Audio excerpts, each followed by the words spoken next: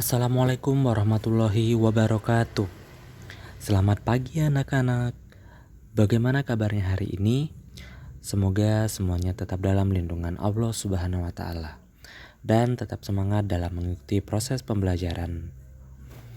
Hari ini kita akan memasuki tema 4, globalisasi dengan muatan pelajaran PPKN, yaitu keberagaman sosial, budaya, dan ekonomi masyarakat.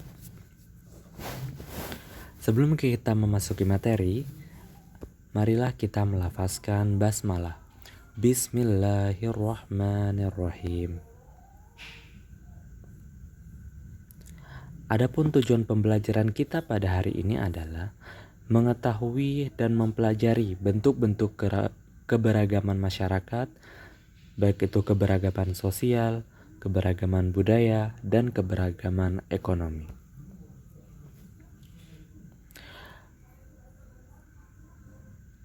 Globalisasi berasal dari bahasa Inggris, yaitu globalization, yang berarti proses masuknya suatu negara ke dalam pergaulan dunia. Sehingga antara kejadian di tempat yang berbeda bisa berdampak juga bagi tempat lain. Terjadinya globalisasi tidak bisa dilepaskan dari perkembangan teknologi yang semakin lama semakin maju dan memudahkan kehidupan manusia.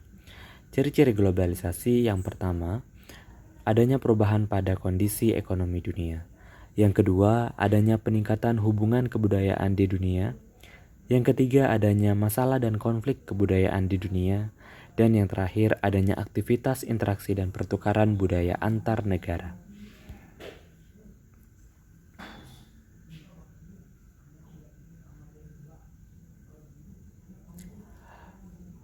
Globalisasi itu sendiri ditandai dengan adanya perkembangan teknologi, komunikasi, informasi, dan transportasi. Faktor penyebab terjadinya globalisasi antara lain perkembangan teknologi dan informasi, banyaknya kerjasama internasional yang memudahkan interaksi oleh berbagai bangsa di dunia. Yang ketiga, kemudahan alat transportasi. Yang keempat, adanya ekonomi terbuka yang membuat pertukaran barang dan jasa dari berbagai dunia mudah dilakukan. Era globalisasi telah dimulai dan terus mengalami perkembangan. Arus globalisasi saat ini sudah mencapai ke seluruh penjuru dunia, termasuk ke Indonesia. Globalisasi telah membawa perubahan dalam perilaku kehidupan masyarakat baik di bidang politik, ekonomi, sosial, dan budaya. Perubahan itu diantaranya yang pertama gaya hidup.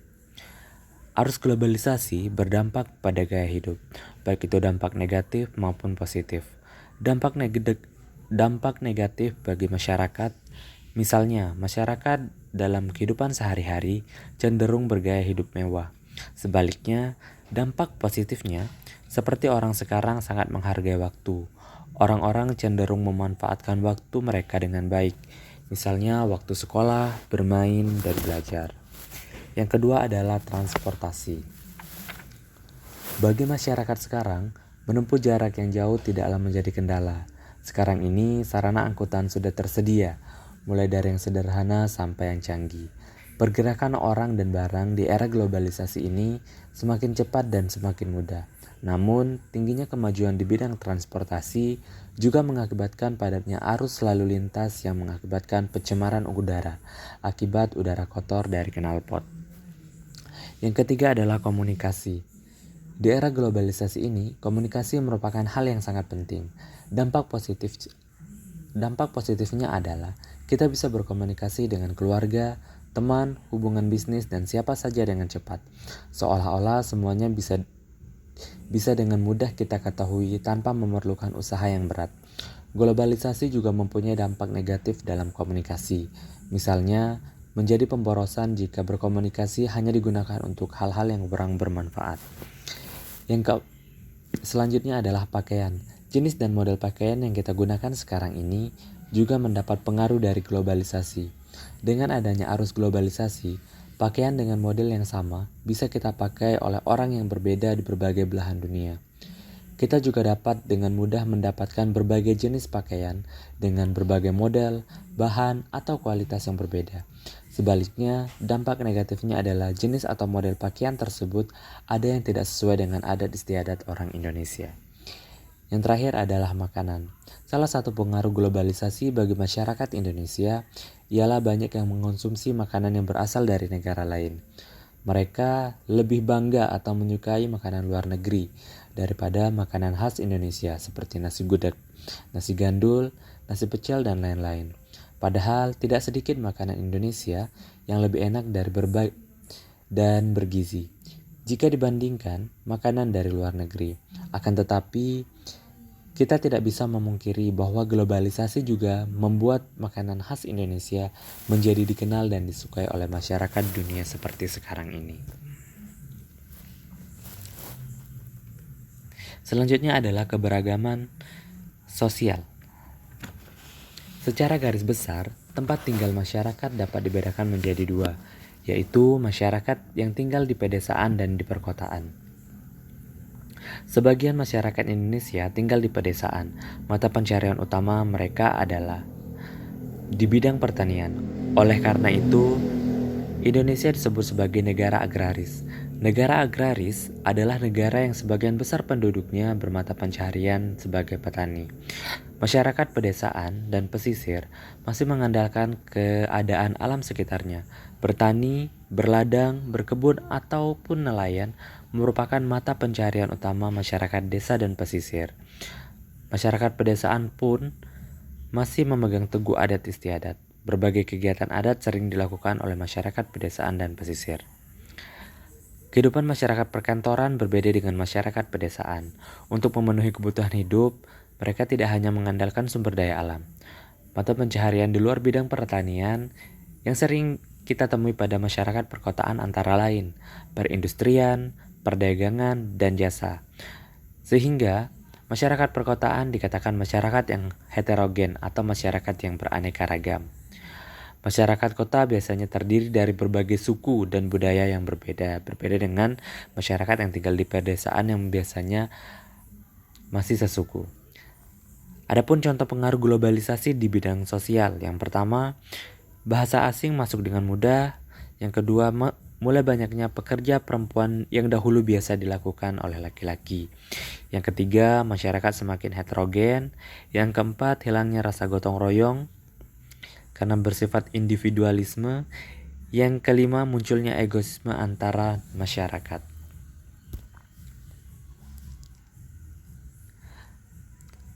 Selanjutnya adalah keberagaman budaya.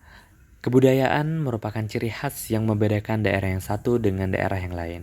Indonesia adalah negara yang sangat kaya akan kebudayaan. Setiap daerah di negara kita memiliki kebudayaan masing-masing. Keanekaragaman budaya tersebut antara lain dipengaruhi oleh keadaan alam setempat. Keragaman budaya di Indonesia ditunjukkan dalam bentuk rumah adat, tarian, dan pakaian adat. Contoh pengaruh globalisasi dalam bidang budaya, yang pertama, masuk dan menyebarnya budaya asing. Yang kedua, mulai diadopsinya model-model pakaian luar negeri.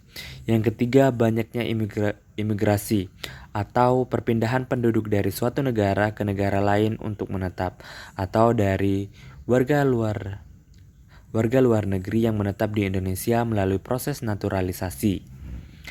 Yang keempat, terjadinya pertukaran budaya internasional.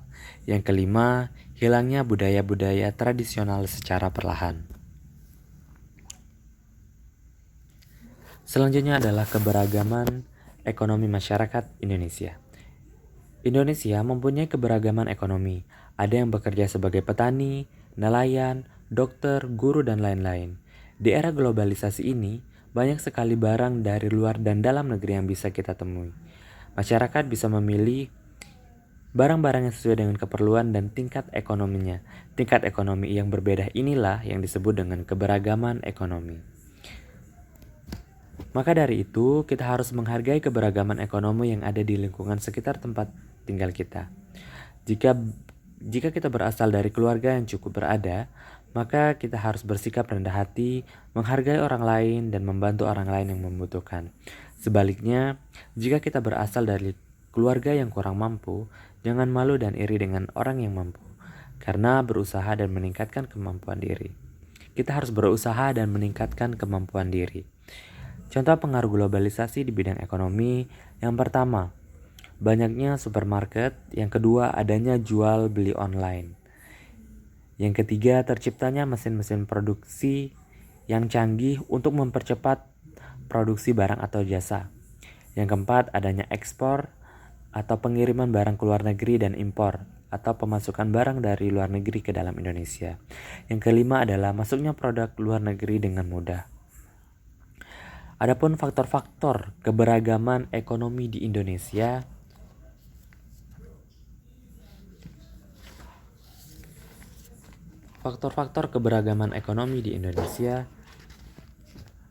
dipengaruhi oleh beberapa faktor. Yang pertama, keterampilan seseorang, kemudian latar belakang pendidikan, kerja keras dan etos kerja, kemudian kemajuan ilmu pengetahuan dan teknologi, serta kontak atau interaksi dengan budaya atau bangsa lain.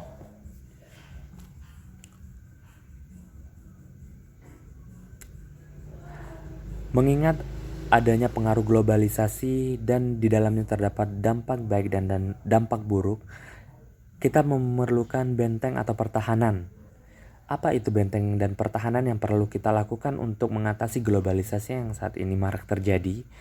Yaitu dengan cinta tanah air. Cinta tanah air adalah loyalitas, rasa bangga, memiliki dan menghargai, serta menghormati yang dimiliki setiap individu pada negara tempat tinggalnya.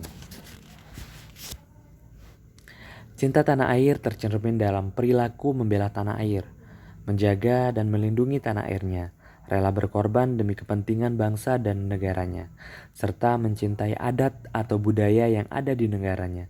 Sebagai warga negara yang baik, semangat cinta tanah air harus terus kita bina.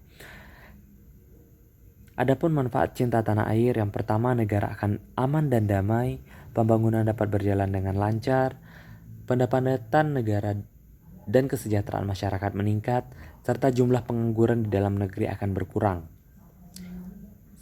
Adapun cara meningkatkan rasa cinta kita terhadap tanah air, yang pertama, mempelajari sejarah perjuangan para pahlawan serta menghargai jasa-jasa mereka.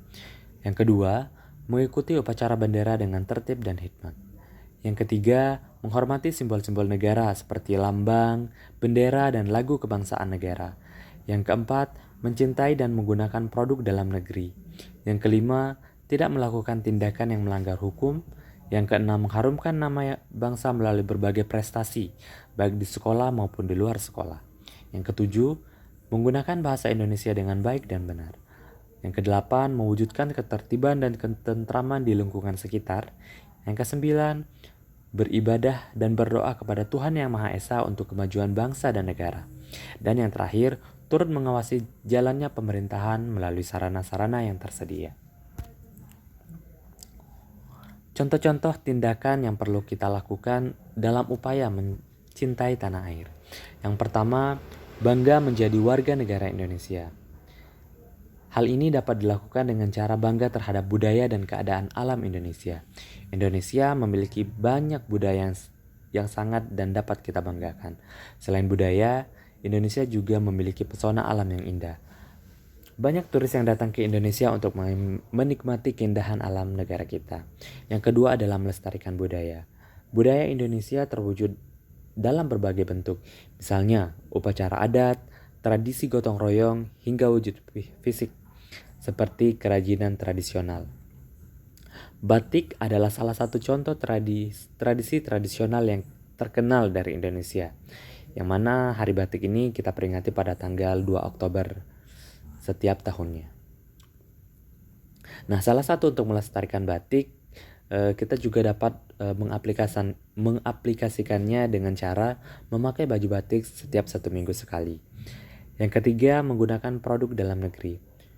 Menggunakan produk dalam negeri atau produk lokal seperti sepatu, tas, atau barang yang lain adalah cara yang dapat kita lakukan untuk menunjukkan kecintaan kita terhadap tanah air. Saat ini, produk lokal Indonesia tidak kalah dibandingkan dengan produk-produk luar negeri. Dengan membeli dan menggunakan produk lokal, kita sekaligus ikut menciptakan lapangan pekerjaan dan dapat meningkatkan taraf kesejahteraan masyarakat. Dan yang terakhir, mengharumkan nama bangsa. Sebagai pelajar, kita dapat mengharumkan nama bangsa melalui berbagai prestasi baik di sekolah maupun di luar sekolah. Jadi anak-anak sekalian, kita harus mempunyai benteng yang kuat untuk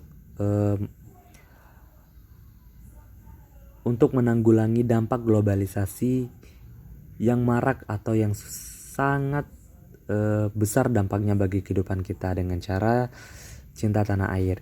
Kita harus bisa mengeksplorasi dampak positif dan dampak negatif yang ditimbulkan dari globalisasi, baik itu dalam bidang sosial, ekonomi, dan budaya. Sehingga kecintaan atau rasa nasionalisme kita tidak akan luntur walaupun globalisasi sangat marak terjadi. Mungkin itu saja yang dapat saya sampaikan pada pembelajaran hari ini. Terima kasih atas attention anak-anak sekalian. Sebelum saya tutup, marilah kita melafazkan hamdalah. Alhamdulillahirabbil alamin. Tetap semangat untuk mengikuti proses pembelajaran daring. Saya akhiri dengan wassalamualaikum warahmatullahi wabarakatuh.